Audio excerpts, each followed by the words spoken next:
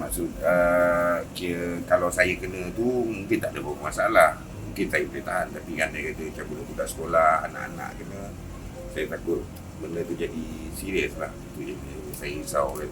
Sebab benda tu dah banyak kali terjadi. Pergi kejar-kejar tu pun dah banyak kali. Saya pertama kali, tapi anak saya dah 2 kali dengan rumah saya pernah kena kejar dekat anjing tu. Naik motor juga. Naik motor juga, round petang. Oh.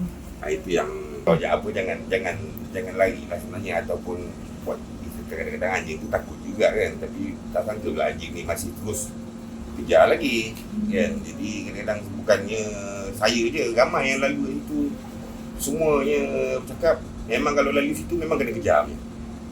Kalau cik nak lalu tu pun saya pergi cik masuk ke taman tu, cik lalu ada 2-3 ekor anjing kat atas tu, dia mesti kejarnya. Saya cuba Kampung Seri Gelincir. sebelah kampung Seri Gelincir. Itu dia tu. Kalau saya pergi sana memang ada ni. Ada.